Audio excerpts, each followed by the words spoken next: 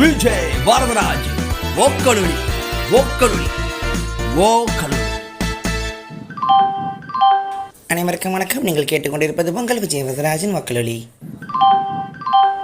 आप है तमिल पीपल का लिसनिंग है विजय வரதராஜ் वक्लुली का पॉडकास्ट ये कहना है। வணக்கம் நேர்களே, இது உங்கள் விஜய் வரதராஜின் वक्लुली।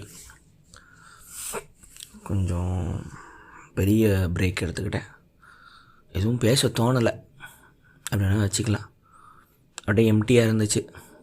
டெய்லி நானும் நிறைய யோசிப்பேன், எதுவுமே வரல. வாழ்க்கையில் இப்படி வரும்ல, வெறுமன்னு சொல்ல முடியாது, அப்படியே இருக்கும். நடந்து நினச்சி சந்தோஷப்பட்டுக்கிட்டு அடுத்ததை பற்றி யோசிக்காமல் அப்படியே ஒரு ரவுண்டு ஒன்று சுற்றுவோம்ல, அந்த மாதிரி இருந்தேன். மற்ற வேலையெல்லாம் பார்த்துக்கிட்டு பேசவே தோணலை. எல்லாம் பேசி முடித்த மாதிரியே இருந்துச்சு. வாழ்க்கை விடாதுல்ல. தெரிஞ்சு இந்நேரம் காசா நேரம் இதெல்லாம் 11,000 12,000 குழந்தைங்க ஆயிருக்கும். அதனால தான் நம்பர் 8,000 10,000 தேவையில்லை. 1000 ஆனதுக்கப்புறம் நம்பர் தப்பாக இருந்தால் என்ன? இனிமேல் நான் எதனா சரியாக தப்பாக சொன்னால் என்னென்னு மாதிரி தான் இருக்குது. நான் காசா பாலஸ்தீன் பற்றி நான் ஒன்று போட்டுட்டு நாட்டோட பேர் சொல்லாமல் போஸ்ட்டு போடுறேன். இதை ரிப்போர்ட் அடிச்சிருவானுங்களோன்னு நிறைய பேர் எதை பற்றி பேசுகிறீங்கன்னு கேட்டாங்க. எனக்கு அப்போ தான் ரொம்ப அதிகமாக வலிச்சது. நிறைய பேருக்கு தெரியல. ஏன்னா ஒரு ஒரு ஒரு இடம், அதில் வாழ்கிற மக்கள், அவங்கள 24 hours லைவில் நம்மளை பார்க்க வச்சு ஒரு அந்த ஒரு நாடு பக்கத்தில் இருக்கிற அந்த மக்களை கொண்டுக்கிட்டு இருக்கு. எனக்கு போர், கொலை, மரணம் இல்லை காலங்காலமாக பண்ணிக்கிட்டு இருக்கோம். பல நூற்றாண்டுகளாக மனுஷன் பண்ணிக்கிட்டு இருக்கான். அப்போது இட் வில் நாட் பி டெலிவைஸ்ட். அதாவது ஒரு காட்டுவாசி, ஒரு மெடிவல் டைமு, ஒரு காத்திக் டைமு, ஏன் பிரிட்டிஷ்காரன் காலத்தில் கூட அந்த ஏரியாவில் இருக்கிறவங்களுக்கு தான் அந்த வாரே தெரியும். அந்த ஊரில் இருக்கிற போர் வீரனை அமைச்சிட்டு இருக்கிற மனைவிக்கு கூட என்ன நடக்குதுன்னு தெரியாது. ஏன்னா மீடியான்னு ஒன்றும் இல்லை, மீடியம்னு ஒன்றும் இல்லை. போர் நடந்துச்சு, வந்தானா வரலையா, எல்லாம் ஓடி போய் பார்ப்பாங்க. செத்துக்கடை பாம்பு வாங்கிட்டு பெண்கள்லாம் மிடியை பிச்சுட்டு தலையை தட்டிட்டு அழுவாங்கலாம். அங்கன்னு ஒரு பொருளானூரில் சங்க இலக்கியத்தில் இருக்குது. அம்மா மாற பிச்சு எரிஞ்சது என் பிள்ளைக்காக இன்னொரு பையனை அனுப்புவேலாம். ஆஃப்டர் த வார் அவங்க போய் அழுவாங்க லேடிஸ்லாம். ஸோ அந்த விஷுவல் கிடையாது. அதை தெரியப்படுத்த மாட்டோம். மைக்கேல் ஃபூக்கோ ஃபிலாசபர் அழகாக சொல்லுவார். ஆரம்ப காலத்தில் தண்டனை கண்ணு முன்னாடி கொடுப்பாங்க. அதாவது நடுவில் ஊருக்கு நடுவில் நிற்க வச்சு கொளுத்துவாங்க. புரூனோவை கொளுத்தினா மாதிரி, பெரிய பெரிய ஃபிலாசபர்ஸை கொளுத்தினா மாதிரி நடுவில் வச்சு கொளுத்துவாங்க தப்பு பண்ணவங்கள. அவங்க கையை காலெல்லாம் கட்டி 4 பக்கமும் குதிரையை வச்சு இழுத்து கை காலம் பிச்சுக்கிட்டு போகுமா. எதுக்கு பப்ளிக்காக எக்ஸிக்யூஷன் பண்ணுவாங்கன்னா, மக்களுக்கு தெரியணும், பாரு இங்கே ஒரு சட்டம் இருக்குது, நேர்மை இருக்குது, ராஜா ஒருத்தருக்கான தப்பு பண்ணினா உனக்கும் இதான் அப்படிங்கிறது. ஆனால் அதில் பப்ளிக்காக அந்த கொடூரத்தை பார்க்கும்பொழுது ஸ்பாட்லேயே அந்த கொலையை, அந்த தலையை வெட்டனோட கல்லை விட்டு அரிஞ்சு ராஜா மேலே கோவத்தை மக்கள் ஸ்பாட்டில் காட்டி அப்படியே அரண்மனைக்குள்ளே பூந்த கதையும் நடந்திருக்கு. ஸோ தண்டனையை பப்ளிக்காக காட்டும் பொழுது இதுதான் மரணத்தோட கொடூரமானு தெரிஞ்சு அதை புரட்சியாக மாறுற நடக்கிறதுனால ஜெயில் கட்டினானுங்க அப்படிம்பார் ஃபூக்கோ. ஜெயிலுக்குள்ளே போனீங்கன்னா உங்களுக்கு ஜெயிலுங்கிறது ஒரு வால் இருக்குது. நீங்கள் தப்பு பண்ணிட்டீங்கன்னா உள்ளே போயிடுவீங்க. உள்ளே அவங்க என்ன நடக்குதுன்னு உங்களுக்கு தெரியாது. மரணமே ரொம்ப சிம்பிளாக்கினாங்கன்னு எழுதுவார். Discipline and punishment and book எனக்கு ரொம்ப நல்லா இருக்கும், படிங்க. Michael Foucault philosopher. இங்கிலீஷில் ஃபவுகால்ட்னு படிப்போம், ஆனால் ஃபூக்கோ ஃப்ரெஞ்சுக்காரர் அவர். அந்த வாளுக்கு பின்னாடி ஒருத்தன் மரணிக்கிறான், அங்கே இருக்கான், எதுவுமே உங்களுக்கு கண்ணுக்கு தெரியாத போது எல்லாமே அமைதியாகுது. ஆனால் முந்தி அப்படி இல்லை. அதே மாதிரி தான் போருமே.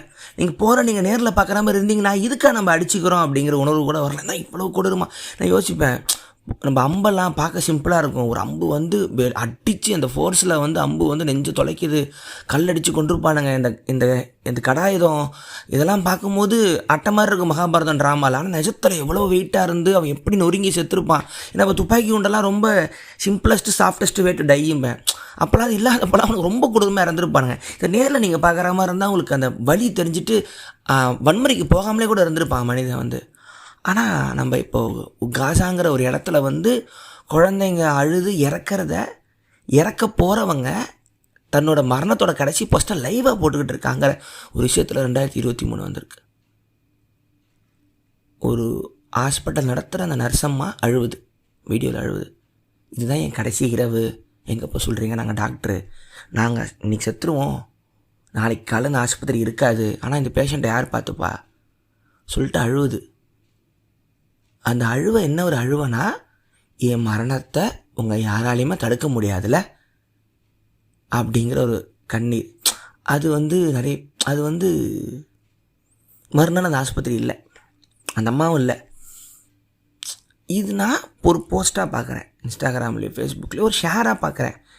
அப்போ தான் கேள்வி வருது, என்ன பண்ணிக்கிட்டு இருக்கோம்? இந்த சீஸ்ஃபயர் ஸ்டாப் த வாரெல்லாம் இன்ஸ்டாகிராமில் போஸ்ட்டு போட்டுறானுங்க. டேய் என்னடா போஸ்ட்டு போட்டால் வார் நின்றுமா, போர் நின்றுமா, ஒரு அரசாங்கத்தோட வன்முறையை நிப்பாட்டிடுமா, மக்களை கொல்றதை விட்டுருமா, எத்தனை கிளீன்சிங் பண்ண மாட்டாங்களா, ஜெனசைட் பண்ண மாட்டானுங்களா, ஒரு கேம்ப்பு கட்ட மாட்டானா? என்ன நினச்சிட்டு இருக்கீங்க? ஸ்டாப் பாலஸ்டைன் ஒரு 4 கொடியை தூக்கிட்டு ரோட்டில் ஸ்டாப் பண்ணால் முடிஞ்சிருமா? இல்லையே, நிற்காதே. 8000 குழந்தைங்க இறந்ததுக்கப்புறம் பிடன் சொல்கிறாப்புல இது ஒரு போர் குற்றம். ஒரு மண்ணில் ஒருத்தன் பிறக்கிறது தவறா? அந்த இடத்துல இங்கே நான் இருந்துக்கலாமான்னு அந்த பூமியை பார்த்து கேட்குறது தவறா? சொல்லலாம் 1000 காரணம். It's complex history, it's complex of intrigues of the web connections of the 2000 before. So ஒன்றும் இல்லை, கண்ணுக்கு தெரியாத ஒரு கடவுளுங்களால் நடக்கிற பிரச்சனை. எங்கே வரலாறு எங்கே ஆரம்பிச்சு? ராஜா, ஒரு நாடுமே ஒவ்வொரு நிலமுமே பல ஆயிரம் ராஜா மாறி வருவான். இன்றைக்கி இந்த மதம், இன்றைக்கி அந்த மதம், இந்த மதம் அந்த மதம், குருசேட்ஸ் அதுதான். அது எனக்கு இந்த காம்ப்ளெக்ஸான ஹிஸ்ட்ரி யார் முதல்ல வந்தால் எனக்கு எதுவுமே வேணாம். 11,000 குழந்தைங்களுக்கு பதில் தான் நான் கேட்குறேன். அதுங்களுக்கு என்ன தெரியும்? அதுங்க என்ன பண்ணுச்சு? அந்த குழந்தைகிட்ட போய்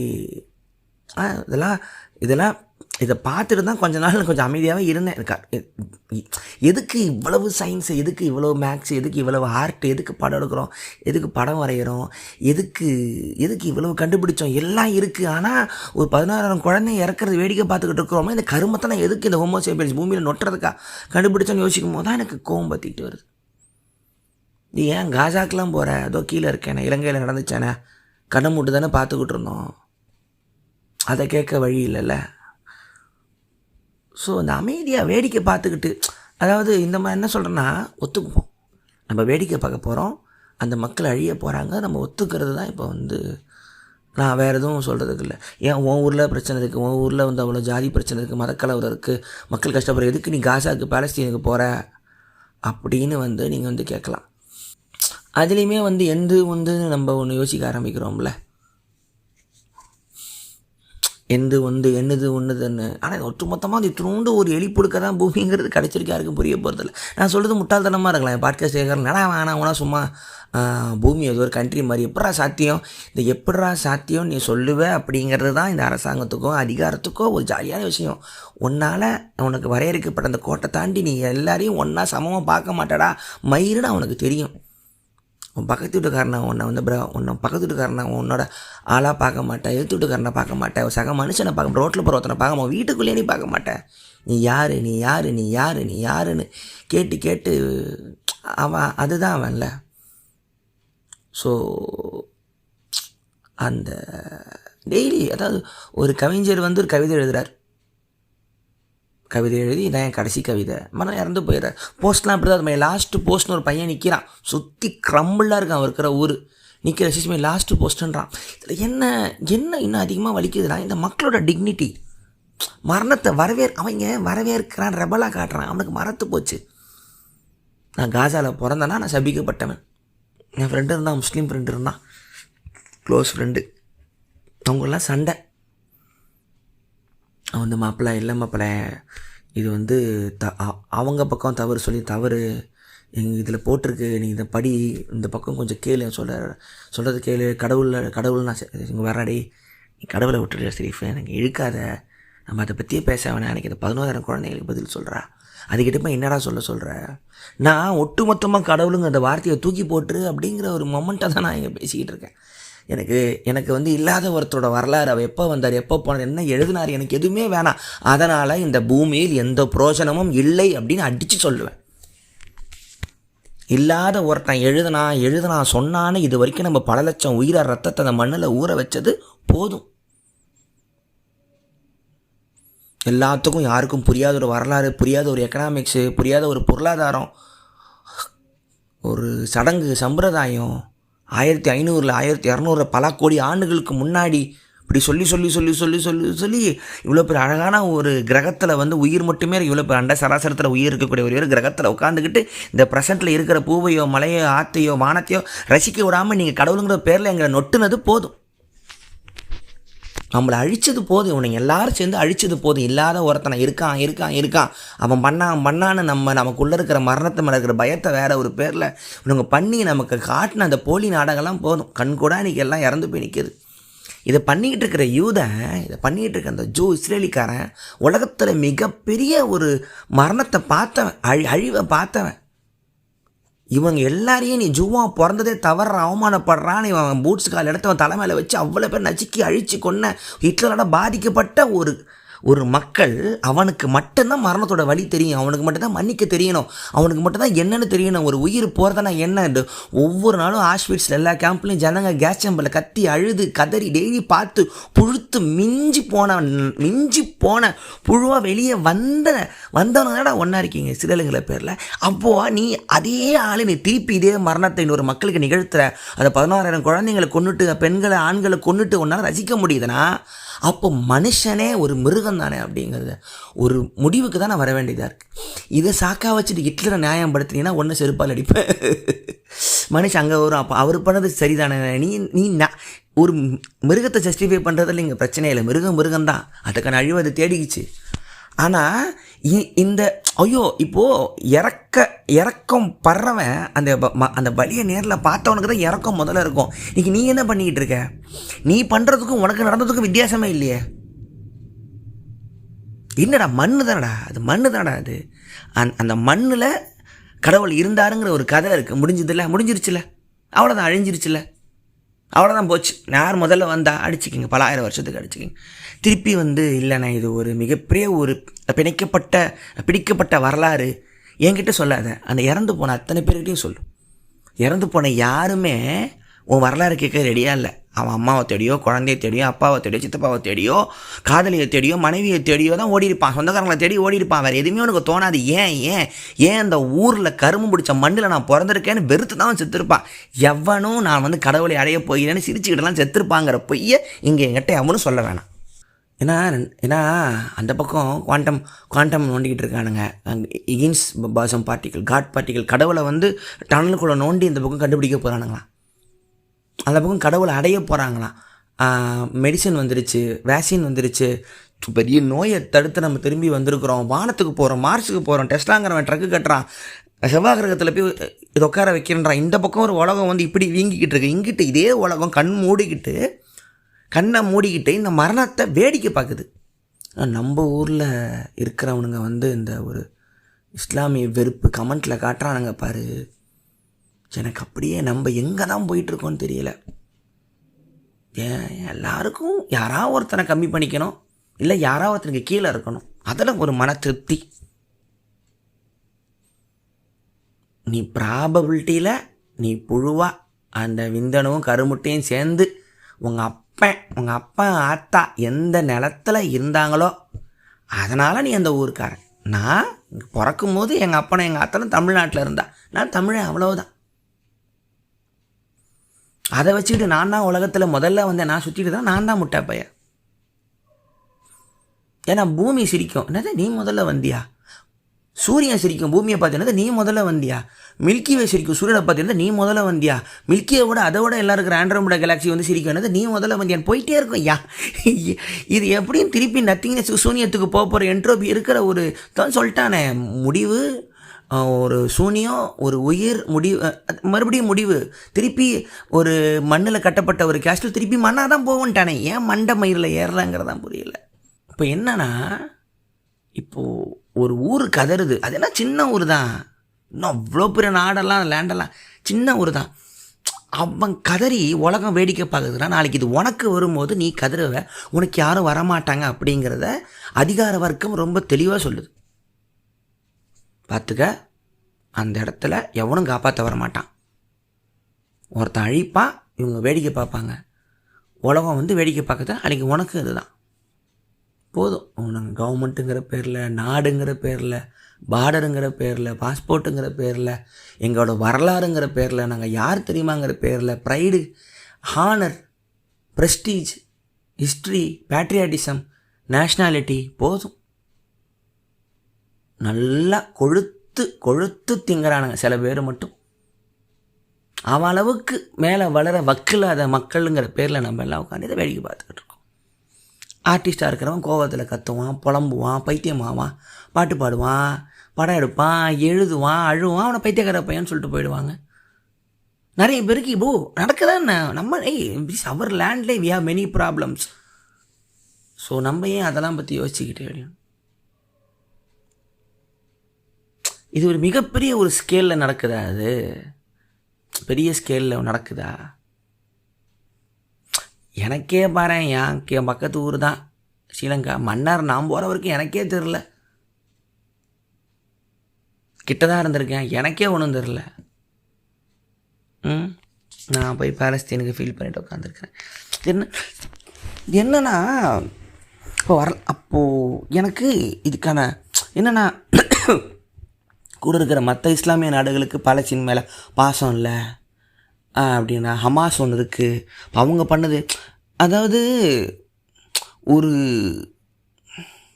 இது எப்படி அப்போ எங்களோட ஆளுங்க மட்டும் ஹமாஸ் கடத்தலாமா? இப்போ எங்களோட 300 பேர் என்ன ஆச்சு? எங்களோட ஒரு 17 இஸ்ரேல் ஆளுங்களை ரிலீஸ் பண்ணுறத பேப்பரில் ஹெட்லைன்ஸில் போடுறான். பக்கத்தில் 7500 குழந்தைங்கன்னு சின்னதாக இருக்குது. நான் ஹமாஸோ இஸ்ரேலோ பாலஸ்தீனோ பேசலை. இந்த நிலத்தில் பிறந்த ஒரு 17 பேர் முக்கியம், இந்த நிலத்தில் பிறந்த 8000 பேர் முக்கியம் இல்லையா அப்படிங்கிறதான் என் கேள்வி. நீ எந்த நம்பர் கூட செய்கிற? பயங்கரவாதிகளை பாதுகாக்கிறதா அப்படிங்கிற பேரை சொல்லி தான் அமெரிக்கா உலகம் ஃபுல்லாக வந்துட்டு ஈராக்கு, இஸ்ரேல்னு உலகம் ஃபுல்லாக நாசி பண்ணி திருப்பி ரவுண்ட்ஸ் ஒன்று போனான். கடவுளில் மாட்டிக்கிட்டு இந்த உலகம் ஒரு அழியுது பாருங்கள், கடவுளை மாட்டி. ஏன்னா மனுஷனுக்கு நம்மளை தாண்டி ஒன்று இருக்குது அப்படிங்கிற உணர்வு இருக்கிற ஒரு புறம்போக்கு ஒத்துக்கிறேன். ஒரு ஆக்சிடென்ட்டு தான், அவர் பிளான்டு எவல்யூஷன் இல்லை. அவனுக்கு தன் உணர்வு இருக்குது, கான்ஷியஸ் இருக்குது, அவேர்னஸ் இருக்குது. அவனால் வேத்தாப்பில் பார்க்குறது ஆப்ஜெக்ட்னு சொல்ல முடியும், பெர்செப்ஷன் இருக்குது, அப்சர்வ் பண்ண முடியும். அப்சர்வர் ரெண்டாக பிரிகிறான். டுவாலிட்டி அந்த நாய்க்கு இருக்குது, லெஃப்ட் பிரெயின் ரைட் பிரெயின் இருக்குது. அது அவன் பிரச்சனை, அது அவன் சாபம். ஸோ தான் உணரும் போது நமக்கு மேலே ஒருத்தன் இருக்கான்னு உணர்றான். அந்த கருமம் பிடிச்சவனுக்கு கடவுளுங்கிற உணர்வு தோணி தான் ஆகணும். அந்த உணர்வை வச்சுக்கிட்டு நீங்கள் உலகம் ஃபுல்லாக ஒரு கதையை உருவாக்கி, ஒரு ஆளை உருவாக்கி எல்லாம் ஏமாற்றிக்கிட்டு இருக்கான்.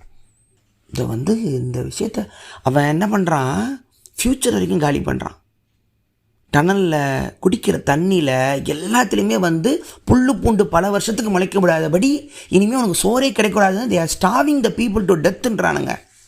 அவன் எல்லாத்தையும் அவனால் பொறுத்துக்க முடிஞ்சுது. அந்த புறம்போக்கு ஃப்ளைட்லேருந்து ஒரு பேம்ப்ளெட் போடுறான். அதில் தப்பு செய்கிறவங்கெல்லாம் வெள்ளத்தால் அடிக்கப்பட வேண்டியவர்கள்னு இருக்குது போல். அது இவங்களோட புக்கில் இருக்கிற வார்த்தை போல், வாசகம், பாலஸ்தீன் மக்கள் படிக்கிற வாசகம். சொல்லிட்டு டேமை திறந்து விடுறான். நீ எப்படி இறக்க போகிற அப்படிங்கிறத உங்கள் கடவுள் சொல்லியிருக்காரு பாருன்னு கிண்டல் பண்ணிக்கிட்டு அந்த மக்களை அன்னைக்கு அவனால் ஒரு தண்டனை தர முடியுது. கடவுள் ரேஞ்சுக்கு தன்னை எடுத்துக்கிறான். அதோ ஊரெல்லாம் பாராட்டினீங்களே, open I have become death, become Shivan, நான் மக்களை கொண்டுட்டு.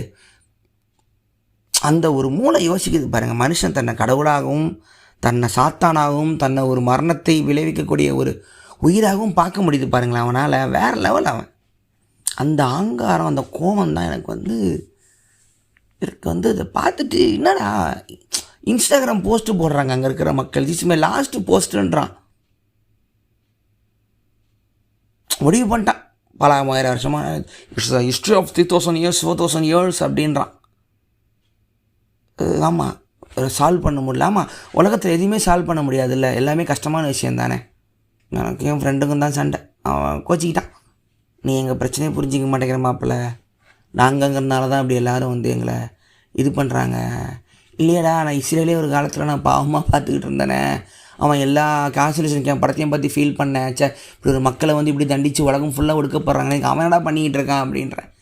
எனக்கு இப்போ எந்த பக்கமும் எனக்கு பாவம் பார்க்க தோணலை. சரி, யார் அடுத்து எப்போ என்ன பண்ணுவானே எனக்கு தெரியலை. வாய்ப்பு கிடைக்கும் போது ஒரு மனுஷன் மிருகமாக வரான். அவன் எந்த மதத்தில் இருந்தால் என்ன, அவன் முதல்ல சைக்கிடா. அவன் அந்த ஒரு இதுக்கு வந்துட்டேன். எவ்வளோதான் ஆப்டிமிஸ்டிக்கான உலகத்தை பார்த்தாலும் அது அவன் ஒரு தவறான ஒரு விபத்து தான் மனிதனோட பரிணாம வளர்ச்சிங்கிறது தெளிவாக தெரியுது. அது எல்லாம் அந்த ஊரெல்லாம் அழிஞ்சதுக்கப்புறம் பொறுமையாக எல்லோரும் பேசுவாங்க. இதை அலோவ் பண்ணுவானுங்க. அரசியல் ரீதியாக வரலாறு ரீதியாக இஸ்ரேல் ஒரு மிகப்பெரிய ஒரு நாடு, எல்லாருக்கும் தேவையான ஒரு ஜால்ரானால் அதை அலோவ் பண்ணுவானுங்க. அலோவ் பண்ணிட்டு இந்த காசாவை தரமட்டமாக ஆகிற வரைக்கும் சொல்லியிருக்கான். ஆஷ்விட்ஸ் கேம்ப்பு மாதிரி தரமட்டமான ஃப்ளோராக காசா வாக்க போகிறேன்னு இருக்கான். அந்த கேம்பில் தான் இவனுங்களுக்கு கதற கொண்டா ஹிட்லர். ஸோ அதுதான் கடவுளும் வரலாறும் மனிதர்களை நம்மளை பார்க்குறேன். ஒரு பாட்டியமா பேத்திய ஒரு ஆஸ்பத்திரி ஃபுல்லாக குழந்தைங்க இருந்து கிடக்கு. டேய் என்னடா சொல்ல வரீங்க? இது ஏதாவது எடுத்து காட்டுப்பீங்களா? ஏதாவது ஒரு புக்கில் 2 வார்த்தையை காட்ட போகிறீங்களாடா? இங்கேருந்து இது சொன்னாங்க, அது சொன்னாங்க, மேலே நரகம் சொர்க்கம்னு இருக்குங்க, யாவே வருவாருங்க, அவர் பார்ப்பாங்கன்னு சொல்ல போகிறீங்களாடா? எதுவுமே எனக்கு இங்கே தினம் நம்ம ஊர் நாரிக்கிடா. நம்ம ஊரில் அது கூட இல்லை. அவனுக்காவது கடவுள் கண்ணில் தெரிஞ்சதுன்றா, நமக்கு அதுவும் இல்லை. நம்மலாம் வரலாறுலாம் பல கோடிக்கு போயிட்டு தலையில் பிறந்தவன் மேலே நீ காலில் பிறந்த, நீ இடுப்பில் பிறந்த, நீ முதுகில் பிறந்தன்றான். அதையும் நம்புகிறானுங்க, அதையும் நம்பிக்கிட்டு இருக்கானுங்க. உங்களுக்கு ஒரு கதை வேணும், ஒரு க்ரியேஷன் ஸ்டோரி வேணும், ஒரு மித்து வேணும். அந்த கதையை பிடிச்சிட்டு தொங்கிப்பானுங்க. நம்ம தான் முதல்ல வந்தோன்னு உங்களுக்கு சொல்லணும். முட்டா பையன் அப்போ ஃப்ளைட்டு கண்டுபிடிக்கல, கப்பல் கண்டுபிடிக்கல, இன்டர்நெட் இல்லை, உலகம் தெரியல, மேப்பு வரல, கொலம்பஸ் வாஸ்கோடகாமா வரல, நீ காட்டுக்குள்ளே உட்காந்துருந்தா உலகம் தெரியல, வெளியே இருக்கிற சுறாமீனுக்கும் திமிங்கலத்துக்கும் உள்ள சிங்கத்துக்கும் பயந்துக்கிட்டு நீயே உன்னை உலகம் நினச்சிட்டு உன்னை சென்டர் நினச்சிக்கிட்டு இருக்கிற வானத்தை பார்த்து நட்சத்திரத்தை பார்த்து கான்ஸ்டலேஷன் பார்த்துட்டு கதை உருவாக்கினா ஓகே, லாஜிக்கு ஒரு வழி இல்லை உனக்கு. அதுதான் முடிஞ்சு தான் அவன் உலகத்தை அளந்து மேப்பாக போட்டு பார்த்துட்டீங்கடா எவ்வளோ தான் இருக்குது பூமின்னு. இன்னுமா அது அப்டேட்டு தான் ஆகி தொலைகிறது, அப்கிரேடு தான் ஆகி தொலைகிறது. முடிஞ்சு போச்சு. நம்ம இத்தினூண்டியா இவ்வளோ பெரிய கேலக்ஸி நம்ம குட்டியாக தான் இருக்கோம். நம்மக்கிட்ட மட்டும்தான் லைஃப் இருக்காம போல். நம்ம இதில் தான் கடலில் மீன் இருக்குமா, செடி வளருமா, புல் பூச்சி பூண்டு எல்லாம் வளருமா, மனுஷன் நடப்பான். நமக்கு தான் தன் உணர்வு கான்சியஸ் இருக்கிற ஒரே ஹியூமன் பீங் நம்ம தானாயா? லைஃபே ரேரு, கான்சியஸ் இருக்கிற லைஃப் நம்ம ரொம்ப ரேரியா. நம்ம மனுஷங்க எல்லாம் கையை பிடிச்சிக்கோ. நீ பரவாயில்லையே, கருப்பாக இருக்கே, நீ வெள்ளையாக இருக்கே, நீ மஞ்சளாக இருக்கிய, பரவாயில்லையே, வேறு வேறு கடலில் அழகாக இருக்கும் பாரு, வாங்க எல்லாம் ஒன்றானுங்கிற இது வரலல்ல. ஹைரார்கி ஒரு சிஸ்டம், எனக்கு மேலே நீ, உனக்கு கீழே நான், உன்னோட ஒன்று பிணைஞ்சி இல்லை, அது வராது. ஒத்துமையாக இருக்க வராது. இல்லைண்ணா கஷ்டம்பா. அது நல்ல மாதிரிலாம் புத்தர் மாதிரிலாம் கண்ணு முடி உட்கார முடியாதுப்பா. அது இங்கே வேணால் பேசுங்க, எனக்கு 1000 வேலை இருக்குது. என்ன 1000 வேலை இருக்குது? அந்த 1000 வேலை என்னன்னு யோசி. அது நீ தான் யோசிச்சியான்னு சொல்லு. அவன் சொன்ன எனக்கு 1000 வேலை இருக்குது, நீ இதுக்கு பின்னாடி ஓடு, இதுக்கு பின்னாடி ஓடு, இதுக்கு பின்னாடி ஓடுன்னு சொல்லி ஒன்று காலம் ஃபுல்லாக உன்னை ஏமாற்றியே வச்சுருந்துருக்கானுங்க. இதுக்கு பின்னாடி ஓடுங்க, ஏதோ ஒரு ரீசன் இருக்குன்னு இல்லாத ஒரு பதிலை பல லட்சம் வருஷமாக தேடிக்கிட்டு இருக்கான். இதுதான் பதில்னு வெளியே ஓட நம்ம சொல்ல அலெக்சாண்டர் சொன்னானா, உலகம் ஃபுல்லாக போய் ஆண்டா. அலெக்சாண்டர் பதிலை சொன்னானா? அவன் நெப்போலியன் சொன்னானா? ஹிட்லர் சொன்னானா? முசோலினி சொன்னானா? உலகத்தை ஸ்டாலின் சொன்னானா? உலகத்தை ஆண்டவன்லாம் என்ன பதில் சொல்லிட்டு போனான்? இதுதான் பதில்னு சொன்னானா? எல்லாருமே சோகமாக தான் செத்தான். அதில் பதில் இல்லை. ஒருத்தன் தான் நிம்மதியாக செத்தான், கௌதம புத்தர் செத்தான். அந்த புத்தர் செத்தான். எனக்கு தெரியும், உனக்கு நீயே ஒளி, உள்ளே போயிடு, உள்ளே போ, கண்ணை மூடு, நீ யாருன்னு உணரு, வெளியே ஒன்றுமே இல்லை அப்படின்னா அவன் சொன்னான். அந்த பதில் சொல்லி 2000 வருஷம் ஆச்சு. 2000 வருஷம் ஆச்சு. ஏதோ அந்த வார்த்தையெல்லாம் இருக்கிறதுனால தான் ஏதோ மனுஷன் பைத்தியம் பிடிக்காமல் எங்களை மாதிரி சில பேரால் வாழ முடியுது. சரி, இது ஓட்டிடலாம் போல, இந்த வாழ்க்கையை, இன்னொரு உலகம் ஒன்று இருக்குது அப்படின்னு சொல்லிட்டு ஓட்டிடலாம் போலன்னு ஒரு இதில் ஓடிக்கிட்டு இருக்கு. என்னால் முடிஞ்சதை சரி, இது மாதிரி ஒரு ஃபோனை ஆன் பண்ணியாவது பேசிடுவோம். யாராவது ஒரு 5 பேர், யாராவது ஒரு 10 பேர், யாராவது கண்ணு கலங்காதா? நாளைக்கு ரோட்டில் போகிறோம், ஒருத்தன் கீழே விடுறான், தூக்கி விட மாட்டானா? நீ என்ன ஜாதின்னு கேட்காம ஒருத்தனால எது பழக முடியாதா? இது வரைக்கும் பண்ண தவறுக்கெல்லாம் மன்னிப்பு கேட்க முடியாதா? பட்ட வழியெல்லாம் ஆறாதான்னு ஒருத்தன் யோசிக்க மாட்டானுங்கிற ஒரு விஷயந்தான் உலகம் ஃபுல்லாக. அது கலையாகவும் கவிதையாகவும் பாட்டாகவும் உலகம் ஃபுல்லாக புலம்பிக்கிட்டே இருப்பானுங்க. ஏன்னா உலகத்தில் 95% தூங்கிக்கிட்டு இருக்கான், 5% முழிச்சிக்கிட்டு இருக்கு. அது கடுப்பில் தூங்குறவனுக்குள்ளே அடிச்சிக்கிறானுங்க. அவனை எப்படி தட்டி எழுப்புறது? கத்தி பார்க்குறோம், பாட்டு பாடி பார்க்குறோம், எழுதி பார்க்குறான், முழிக்க மாட்டேங்கிறான். நம்ம தலையும் சேர்த்து போட்டு கொட்டி என்ன லூஸு மாதிரி தூங்காமல் இருக்க அப்படின்றான். இதுதான் இங்கே பிரச்சனை. People are asleep and fighting, people are sleeping and fighting for good ஜெஃப். நீ முழிச்சுக்கோ அப்படிங்கிறார். You can't make others to wake, you wake and then go leave, ஓடிடுன்றார். நீ எஸ்கேப் ஆகிட்டியா, உன்னை நீ பார்த்துக்கிட்டியா, கிளம்பிடு. அவங்கள முழிக்க முடியாதுடா. மாஸ் சைக்காசிஸ்ம்பர், ஸ்லீப்போட மாஸ் ஒவ்வொரு இவ்வளோ வருஷத்துக்கு ஒரு முறை மக்கள் எல்லாம் சைக்காசிஸில் கிளம்பி தன்னை கொண்டுப்பாங்க. அது அன்கான்ஷியஸோட மைண்டோட அது ஒரு கர்சு அது அப்படிம்பார். உனக்கு ஒரே சாய்ஸ் தான், நீ இந்த பக்கம் புத்தராயிரணும், இல்லைன்னா வாழ்க்கையை உணர்ந்து அந்த வழியை உணர்ந்து கணத்துக்கு கணம் வாழணும். மொமெண்ட் டு மொமெண்ட் அவேர்னஸில் வாழணும். ஜேகே சொல்கிற மாதிரி ஓஷோ சொல்கிற இது வழி ஒன்று இருக்குது. இல்லை அன்பாக இருக்கணும், வழி கிடைக்கும், வலிக்கும். அன்பாக இருந்து வலிக்கும், நம்பி வலிக்கும். அது ஒரு வாழ்க்கை இருக்குது. ஆனால் வெளியே போய் நீ ஜெயிச்சு அதை ஜெயிக்கணும் அப்படிங்கிற விஷயம் ஒன்று இருக்குல்ல, வெளியே போயின்னு, அது நமக்கு தரப்பட்ட ஒரு விதி. நம்ம அதை சூஸ் பண்ணாமலே நிம்மதியாக இருக்க முடியாது. அதுக்கான ஒரு வரையறை இந்த உலகத்தில் உனக்கு தரப்படலை. கடைசி வரைக்கும் இந்த பூமியில் இருக்கிற அத்தனை கையும் ஒன்று சேராதுங்கிறது தெளிவாக இருக்குது. மிருகத்துக்கு அந்த அறிவில்லை, ஒத்துக்கலாம். ஆனால் மனுஷனுக்கு அது இருக்குது. ஆனால் அதுக்கு செய்ய அவன் தயாராக இல்லை. அதாவது நீங்கள் எல்லாம் உங்கள் தனிப்பட்ட பிரச்சனையை விட்டுட்டு பாலஸ்தீனை பார்க்கணுன்னு இங்கே நான் சொல்லவே வரல. பாலஸ்தீன் வரைக்கும் போயிருச்சுரா அப்படின்னு. இன்றைக்கி ஒன்றால் 11,000 குழந்தைகளுக்கு இன்னும் எழுதி வச்சுக்கோ, பதிலே சொல்ல மாட்டான். உலகம் பாலஸ்தீனில் அவ்வளோ பேர் இறந்ததுக்கு பதிலே சொல்ல மாட்டான். தெரில, ஏன்னா பின்னாடி இஸ்ரேலுக்கு சொல்லுவான், எழுதி வச்சுக்கோ. அவனால் முடியும். நீ நினச்சிக்கிட்டு இருக்கிற வெர்ச்சு, நல்லது கெட்டது புண்ணியம் எல்லாம் நீ ஒரு பயந்தாங்கோலிங்கிறத உனக்கு தெரியாமல் உன்னை நீயே சமாளிக்கிறதுக்கு இவனுங்க கொடுத்த வார்த்தைங்க. சும்மா மனசுக்குள்ளே வச்சுக்கோ, நல்லாயிருக்கும். உனக்கு என்னை அடிக்க வரலையா, உனக்கு பயமா, நீ சாந்தம் அமைதி ஃபாலோ சும்மா நினச்சிக்கோ, நல்லாயிருக்கும். நீட்சியை கிழிப்பான், இந்த வெர்ச்சுவை கிழிப்பான், நல்ல குணம் நல்ல மனிதங்களும் கிழிப்பான். பதில் சொல்ல மாட்டானுங்க. ஸோ நம்ம இது வரைக்கும் நம்ம வந்துட்டோம். ஸோ என்னை பொறுத்த வரைக்கும் பக்கத்தில் இருக்கிறவன கூட இருக்கிறவன நல்லா அவங்கிட்ட அன்பாரு போதும். அவ்வளோதான் உன்னால் முடியும்ல, வேறு எதுவும் முடியாது. பெருசாலாம் போக வேணாம். நீ போய் எதுவும் அந்த பார்டரில் நின்று அதை தடுத்து நிறுத்த முடியாது. அதை தாண்டி போயிடுச்சு. இன்னும் நிறைய பார்ப்பேன். நீ அந்த நேரத்தில் இல்லையா, சந்தோஷம் நினச்சிக்கோ.